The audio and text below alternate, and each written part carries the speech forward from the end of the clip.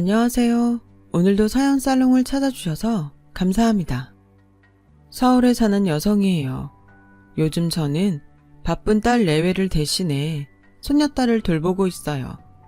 사실 돌본다기보다는 함께 시간을 보내는 정도에 불과해요. 이미 다 커서 제가 챙길 거라곤 학원 가기 전에 저녁 먹이는 정도니까요. 하루는 손녀딸이 식탁에 펼쳐놓은 교과서를 보게 되었는데 거기에 이런 글이 실려 있더라고요. 인간은 무엇으로 사는가? 별거 아닌 그 제목에 한참을 멍하게 제목만 내려다보고 서 있었어요. 그리곤 속으로 제게 물었죠. 김정자, 너는 무엇으로 사니? 아무리 생각해도 떠오르지 않더군요. 반백살 넘게 살았는데도 말이죠. 입버릇처럼 늘 자식 때문에 산다고 했지만 생각해보면 꼭 그렇지만도 않았던 것 같거든요. 어릴 땐 친구들과 노는 재미로 살았고 사춘기를 지나면서 짝사랑을 하며 살았고 성인이 되어서는 일과 남자 그리고 돈이나 대출 이자를 갚느라 살았으니까요. 결국 그때그때 내게 닥친 상황에 따라 살았던 거죠. 하지만 한때 저는 정말 마지못해 살았던 적도 있어요. 그건 바로 제 남편 때문이었어요. 그래도 한때는 사랑했던 사람인데 끝은 정말 지긋지긋했거든요. 이렇게 사연을 보내게 된 것도 그 얘기를 하고 싶어서예요. 지나고 보니 추억이 된 그 얘기를요. 남편을 처음 만난 건 20살 무렵 첫 직장에서였어요. 당시 저는 상고를 졸업하고 모 지역 새마을 금고에 다니고 있었는데 하루는 근처 첨가물 가게 점원이 저희 지점에 찾아왔더라고요. 그리곤 제 앞으로 성큼성큼 와서는 대뜸 언제 끝나냐고 묻더라고요. 순간 당황한 저는 얼굴이 빨개져선 대답도 못하고 그 사람 얼굴만 빤히 쳐다보았어요. 그랬더니 눈을 동그랗게 뜨고는 버럭 소리를 지르지 뭐예요. 아, 몇 시에 끝나냐고요? 저는 너무 창피해서 기어들어가는 목소리로 그랬죠. 대중 없어요. 6시 넘어 끝나는데 잔업이 있으면 더 늦기도 해요. 그랬더니 남자가 벙찐 표정으로 저를 뚫어지게 보고 있더라고요. 그리고는 이내 배꼽을 잡고 웃더라고요. 아니, 여기 몇 시까지 영업하냐는데 왜 그쪽 퇴근 시간을 말해요. 아가씨, 연애 안 해봤죠? 에이, 아무리 그래도 그렇지 아무 남자한테나 그렇게 쉽게 퇴근 시간을 알려주면 어떡해요? 너무 쉬워 보이잖아요. 앞으론 좀 튕기세요. 알았죠? 남자의 그 말에 영업소 안에 있던 사람들은 다들 저를 보며 웃었어요. 그 바람에 제 얼굴은 불타는 고구마처럼 빨갛게 달아올랐죠. 그날 이후 남자는 제가 첨가물 가게 앞을 지날 때마다 달려나와 실실 웃으며 몇 시에 끝나냐고 물었어요. 꽃노래도 한두 번이라는데 저를 볼 때마다 그러니 짜증이 나더라고요. 그래서 똥이 무서워서 피하냐? 더러워서 피하지? 하는 심정으로 멀리 돌아서 출퇴근을 하게 되었죠. 그랬더니 하루는 제 퇴근 시간에 맞춰 저희 지점 앞에서 절 기다리더라고요. 애써 모른 척하고 지나가려는데 남자가 평소와 달리 웃음기 싹 빠진 얼굴로 그러는 거예요. 앞으론 먼 길 돌아가지 말아요. 나 가게 그만뒀으니까. 그동안 장난친 건 미안해요. 서울 와서 야근 사람들한테 치여 살다가 그쪽처럼 순한 사람은 처음 봤거든요. 그래서 반가운 마음에 장난 좀 친 거니까. 그래도 내 말 꼭 기억해요. 아무 남자들한테나 퇴근 시간 알려주고 그러지 마요. 나처럼 이렇게 찾아와서 귀찮게 할지 모르니까. 그럼 잘 지내요. 그렇게 돌아서는 남자를 보니 괜히 내가 심했나 하는 생각이 들었어요.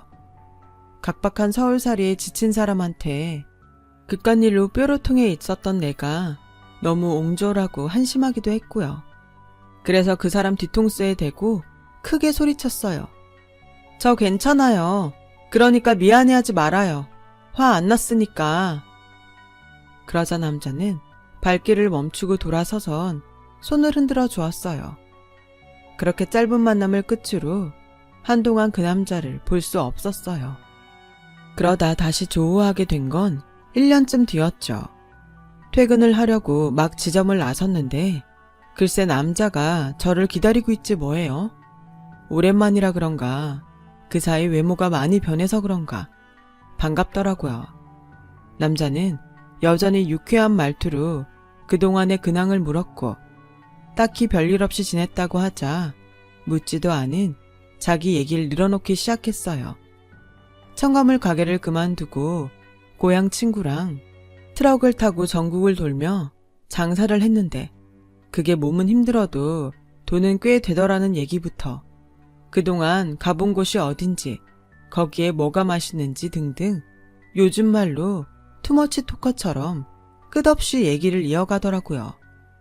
구두를 신은 채 40분 넘게 서서 그 얘기를 듣고 있으려니 다리도 아프고 허리도 뻐근해서 몸을 베베 꼬았죠. 그제야 말을 그치더라고요. 아, 내 정신 좀 봐. 이러지 말고 우리 어디 가서 생맥주나 한잔 할까요? 안주로 배도 채우고. 대답도 하기 전에 남자는 제 손을 덥석 잡더니 근처 호프집으로 끌고 갔어요. 사실 그때 그 남자가 마음에 들지 않았다면 충분히 손을 뺄 수도 있었지만 저도 싫지만은 않았던 터라 순순히 따라간 거였죠. 눈치채셨겠지만 그때 그 남자가 바로 제 남편이에요. 그날 호프집에 들어가 난생 처음 맥주를 마셔본 저는 500cc짜리 잔을 채 마시기도 전에 완전히 취해버렸고 그 바람에 남편은 제 술고장을 다 받아주어야 했어요. 저야 기억도 안 나니 알게 뭐예요. 아무튼 그날 이후 남편은 종종 퇴근 시간에 맞춰서 저희 지점으로 찾아왔고 그렇게 데이트를 즐기던 우리는 얼마 뒤 사귀게 되었어요. 사회에 나와 처음 만난 남자고 한창 놀고 싶은 나이라서 그랬는지 둘이서 하는 모든 것들이 새롭고 즐거웠어요. 둘 다 주머니가 가벼운 처지라 조조 할인으로 영화를 보고 떡볶이 한 접시로 점심을 때워도 그때는 둘이 있어서 좋았고 그 모든 순간이 낭만처럼 느껴졌죠. 그렇게 3년이란 시간이 흘렀어요. 하지만 어떻게 된 일인지 남편은 결혼하자는 말을 꺼내지 않더라고요.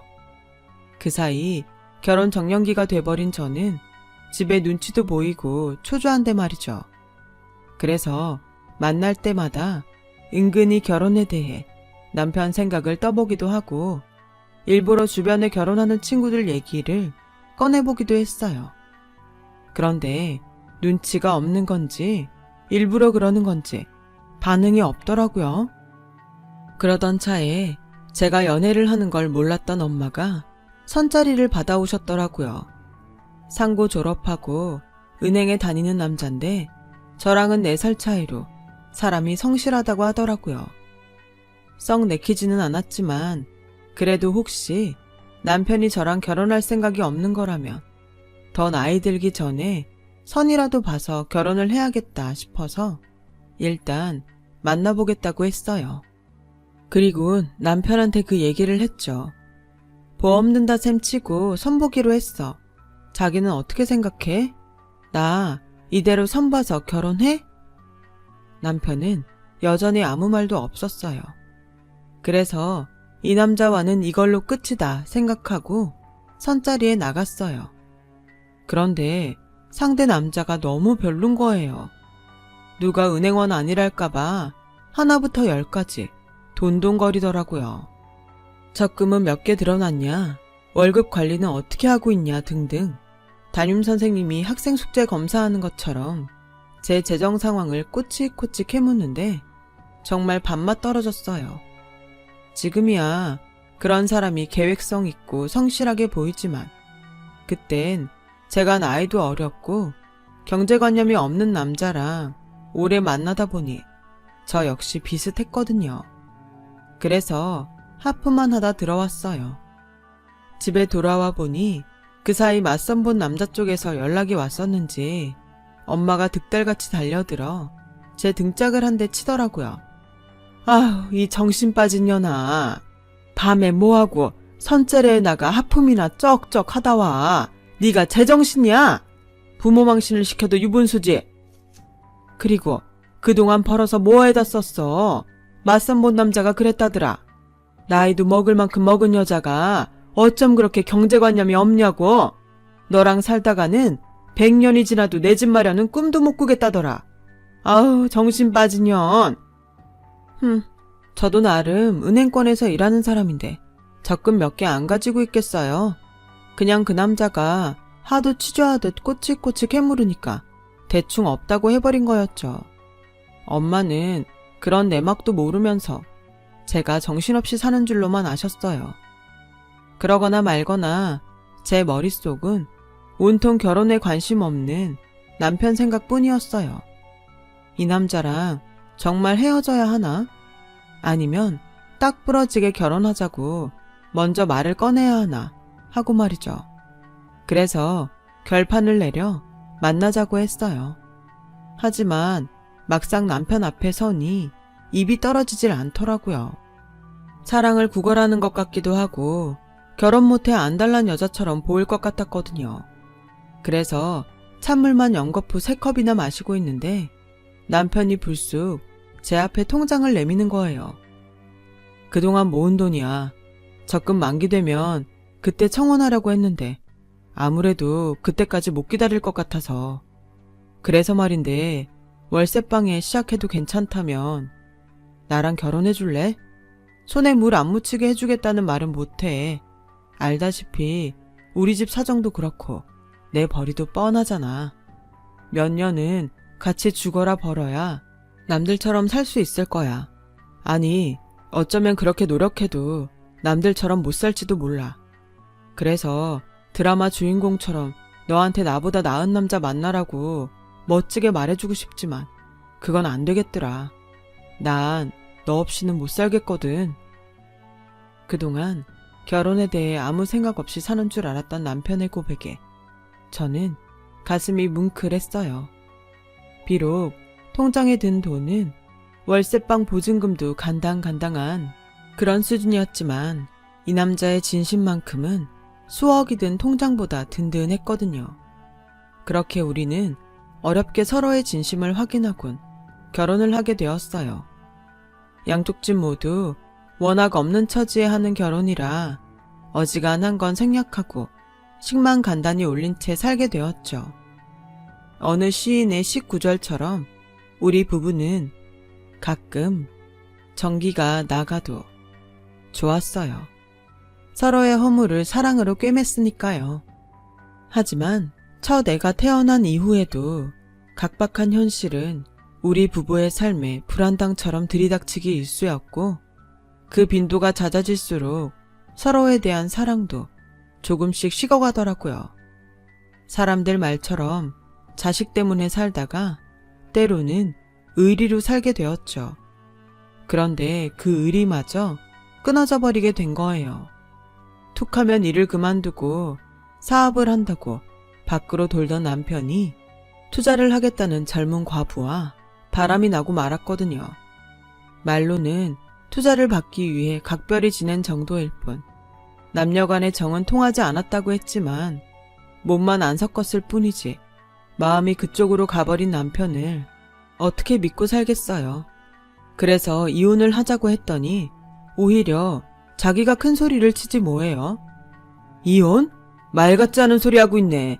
막말로 내가 밖에서 살림을 차렸냐? 여자랑 잠자리를 하고 다녔냐? 길 가는 사람을 붙잡고 물어봐라. 이게 이혼 사유가 되는지. 너도 신성일 좋아하잖아. 그런다고 내가 이혼하자든?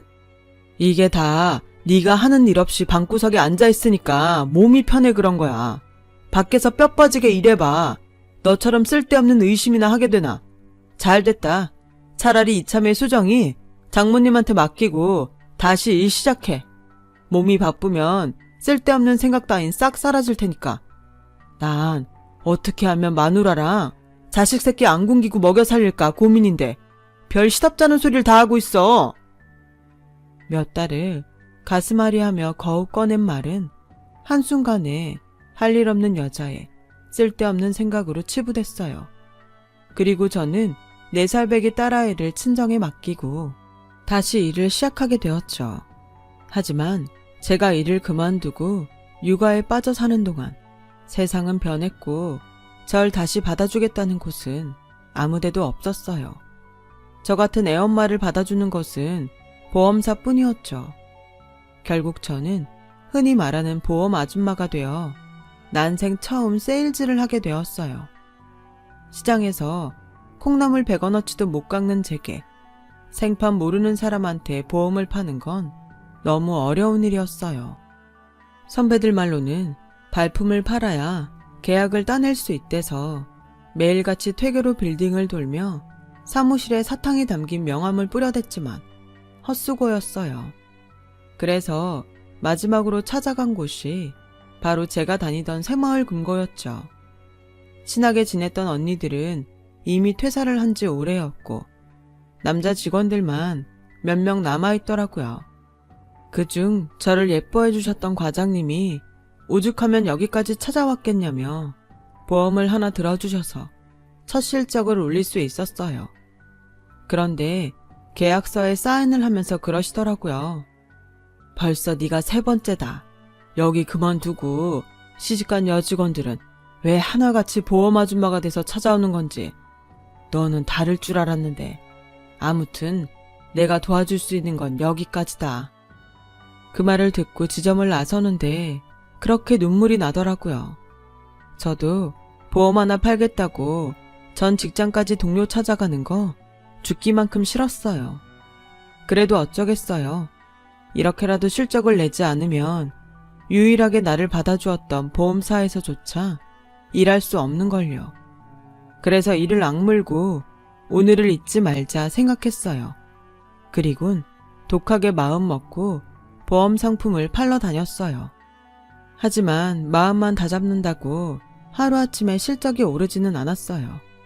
그런 제 모습을 지켜본 15년 베테랑 선배가 하루는 머리를 하러 가자며 저를 데리고 동네 미용실로 갔어요. 처음엔 선배 단골 미용실인 줄 알고 갔는데 알고 보니 선배도 처음 가는 곳이더라고요.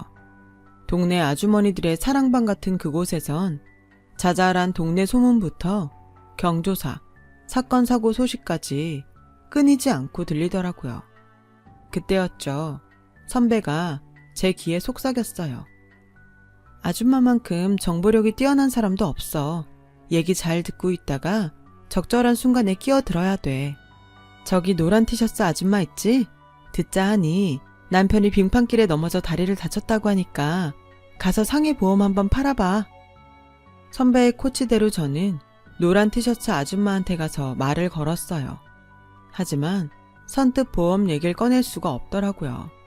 그래서 아줌마 수다만 조용히 듣고 있었는데 갑자기 선배가 다가와 그러는 거예요. 아저씨가 다리 골절로 입원했다면서요? 큰일 날 뻔했네요. 그래도 다행이네. 입원비 특약까지 들었을 테니. 그래도 일당은 빠졌을 거 아니에요.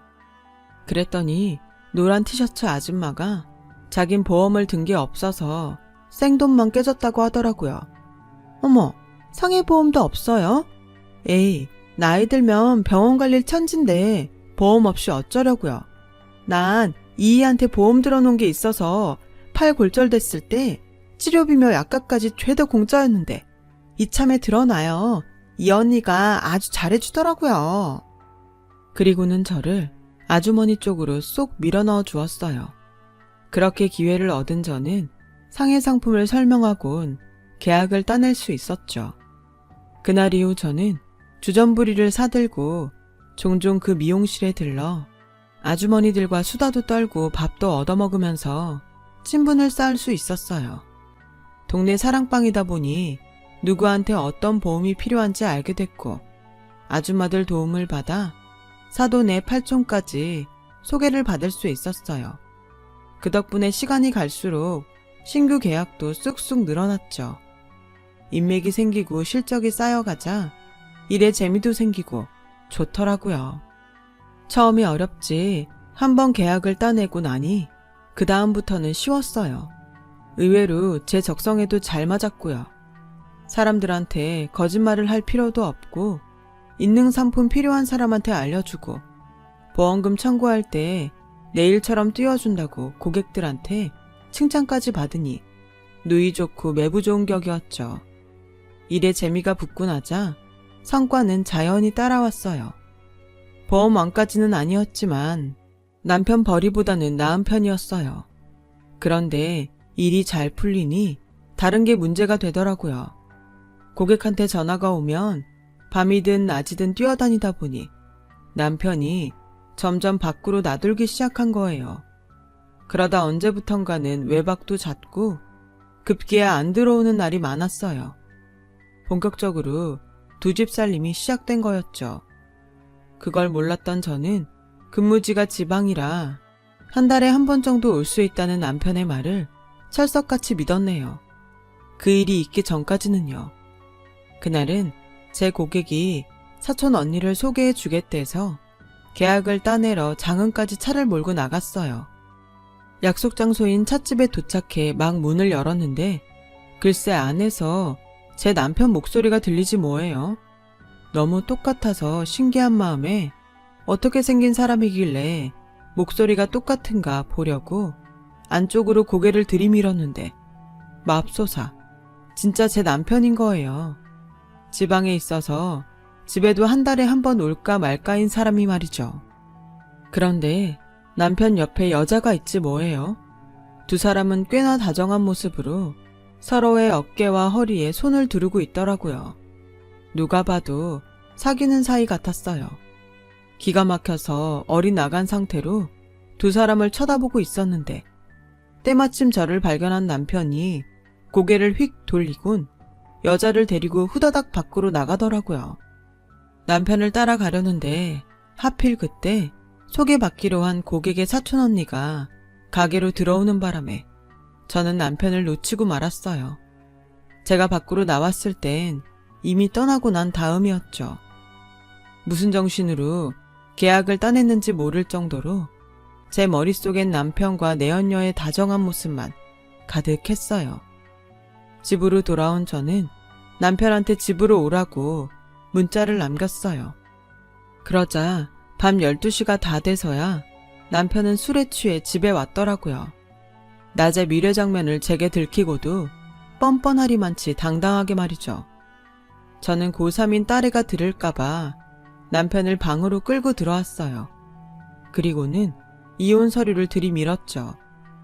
15년 전엔 증거가 없어서 못했지만 이번에 무슨 일이 있어도 너랑 이혼해야겠어. 그러니까 도장 찍어. 믿을 수 없는 남자와는 한시도 더 살 수 없을 것 같았어요. 오래전 남편이 다른 여자한테 마음을 줬을 때는 자식 때문에 참았지만 이제는 자식 보기 창피해서라도 끝내야겠다고 생각했죠. 그런데 이 남자가 뭐라는 줄 아세요? 이혼하는 게 소원이라면 해줄게. 그 전에 당신이 해줘야 할 게 있어.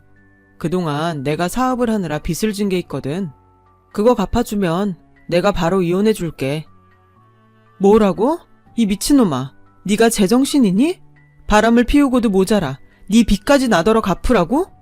미쳤어? 내가 그런 병신짓을 하게? 잔소리 말고 도장 찍어. 웃기고 있네. 내가 왜 그래야 되는데? 난 이혼할 생각 전혀 없어. 그렇게 원하면 소송이라도 걸든가. 어차피 막 가는 인생 난 잃을 것도 없는 놈이라 두려울 것도 없다. 그러니까 네 마음대로 해. 그리고는 집을 나가버렸어요. 하도 기가 막히고 코가 막혀서 눈물조차 안 나오더라고요. 저런 인간을 남편이라고 믿고 산 내가 한심해 미칠 것 같았어요. 도대체 어쩌다 사람이 저렇게 변했는지 이해가 안 가더라고요. 그 옛날 나를 설레게 했던 남자는 어디로 가고 부끄러움이라고는 손톱만큼도 없는 철면피만 남았는지 그 이유를 모르겠더라고요. 그래도 한때 사랑했던 남자가 추하게 변해가는 걸 보는 게 쉬운 일은 아니었어요. 게다가 제 딸의 아빠이기도 하니까요. 이러다가는 남편에 대한 좋은 기억은 하나도 남지 않을 것 같았거든요. 특히 딸아이한테요. 저만큼이나 딸아이도 제 아빠를 한심하게 바라보고 있었거든요. 그래서 결심했어요. 빚 갚아주고 이혼하기로요. 좋아, 빚 갚아줄게. 대신 하나만 약속해. 앞으로 수정이 앞에 절대로 나타나지 마. 대학 입학식 졸업식, 결혼식 할 거 없이 일절 나타나지 마. 그 약속만 지켜준다면 빚 갚아줄게. 남편이 미워서만은 아니었어요. 딸 자식한테 망가진 아빠의 모습을 남겨주는 게 부모로서 가슴 아파 그랬던 것 뿐이죠. 빚 갚아준다는 말에 남편은 순순히 이혼 서류에 도장을 찍겠다고 했어요. 그런데 이 인간이 이혼 서류에 도장을 찍을 생각을 안 하지 뭐예요? 빚만 갚고 유야무야 넘기려는 게 아닐까 싶더라고요. 그래서 하루 날 잡아 남편 짐을 싹 싸서 거실에 내놓곤 남편을 불러 깔끔하게 끝내려고 기다리고 있었죠. 그런데 이 인간이 어떻게 알았는지 그날부터 아예 집에 들어오지를 않는 거였죠. 이러다간 괜히 돈만 떼이고 그 인간과 결혼 생활을 지속하게 되는 건 아닌가 걱정이 앞서더라고요. 그렇게 집을 나간 남편은 딸의 대입 합격 소식이 들리던 날까지도 연락이 없었어요. 그리고 그렇게 시간이 흐르는 사이 딸아이의 대학 입학식이 다가왔죠. 지난 12년간 이날을 위해 고생한 딸을 위해서라도 오늘 하루만큼은 다 잊고 행복한 시간을 보내려고 했어요. 그래서 입학식을 마치고 나와 대학 캠퍼스에서 딸아이와 함께 사진을 찍고 있었어요. 그런데 낯선 번호로 전화가 왔더라고요. 웬 여자였어요. 여자는 차분히 가라앉은 목소리로 제게 남편의 부고를 알려주었어요. 황망하더군요. 불과 몇 달 전까지만 해도 멀쩡하던 사람이 갑자기 세상을 떠났다니 믿을 수가 없었어요. 정신을 가다듬고 딸애와 함께 병원으로 달려가 보니 지난번 남편과 장흥 찻집에 있었던 여자가 저를 맞아주더라고요. 죽는 순간까지 내연녀의 보살핌을 받아갔구나 생각하니 남편에 대한 안타까움보다는 미움이 컸어요. 그런데 그 순간 얼굴이 낯익은 남자가 다가와 여자 곁에 서지 뭐해요? 남편의 고향 친구였어요. 재수씨, 기억 안 나세요? 제 아내예요. 순간 머릿속이 복잡해졌어요. 이 인간이 하다하다 친구 아내와 바람을 핀 건가 생각했거든요. 그런데 그게 아니더라고요. 대장암 말기로 더 이상 손 쓸 수가 없게 된 남편은 그동안 고생만 하고 살아온 저한테 병수발까지 맡길 수 없다며 고향에 내려가 요양을 하고 있었던 모양이에요. 친구 내외한테 부탁해 일부러 제가 오해하도록 내연관계인 것처럼 연기를 했던 거죠. 정을 떼어주려고요. 그래야 자신이 세상을 떠나고도 제가 덜 마음 아파할 거라고요. 하지만 제가 이혼을 요구하는 바람에 남편의 계획은 틀어지게 된 거죠. 이혼을 하면 재수씨가 자기 앞으로 들어놓은 보험들, 사망보험금이 형제들한테 가게 될까봐 걱정했어요. 그래서 있지도 않은 빚을 내세워 이혼을 막을 요량이었나 봐요. 그것도 모르고 염치 없는 인간이라고 남편을 미워만 했던 거죠. 젊은 시절에 여자 문제로 재수씨 마음 아프게 했던 게 미안해서 평생 가슴에 맺혀있던 놈이에요. 그놈한테는 재수씨 뿐이었어요. 그건 제가 장담합니다. 자기한테는 과분한 여자라고 늘 입버릇처럼 말했거든요. 하루 종일 보험 팔러 다니느라 발이 퉁퉁 부어있는 재수씨를 볼 때마다 가슴이 아프더래요. 그래서 잠든 재수씨 발을 주무르며 많이 울었다더라고요. 차라리 자기처럼 무능한 남자 말고 다른 남자 만나 결혼했다면 이렇게 고생하진 않았을 거라면서 어찌나 서럽게 울던지. 그 말을 들으니 잊고 지냈던 기억이 떠올랐어요. 그날은 고객과 술자리가 있어서 술을 깨려고 소파에 앉아있다가 잠이 들었는데 잠결에 보니 남편이 제 발을 주무르고 있더라고요. 술도 취한 데다 잠도 덜 깬 상태라서 꿈인가 보다 하고 넘겼더랬죠. 그런데 꿈이 아니었던 모양이에요. 순간 그때 남편 손에서 전해졌던 온기가 세상 그립더군요. 이런 남자를 의심하고 미워했다니 가슴이 미어지는 것 같았어요. 못 본 사이 많이 수척해진 남편은 거죽만 남은 채 잠들어 있더군요. 그런 남편을 안고 한참을 울었어요. 이 세상에서 가장 나를 행복하게 해주었던 사람이자 내 인생을 가장 불행하게 만들었던 남자와 그렇게 이별을 하게 되었죠. 남편이 세상을 떠난 지도 20년 가까이 흘렀지만 아직도 저는 남편이 그리워요. 그건 아마도 남편의 마음을 일찍 알아채지 못했기 때문일 거예요. 하지만 한편으론 그렇기 때문에 지금까지도 남편을 그리워하는지도 모르겠네요. 그러니 인간은 무엇으로 사냐는 질문에 대해 저는 그리움으로 산다고 대답해야겠어요. 그런 의미에서 오늘은 소녀딸과 함께 남편이 있는 낙골당에 다녀오려고요. 그리운 남편을 만나러요. 제 사연을 들어주셔서 감사드립니다.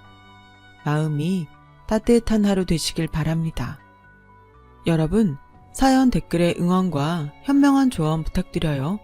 좋아요와 구독은 저에게 큰 힘이 됩니다. 오늘도 좋은 일 가득하세요.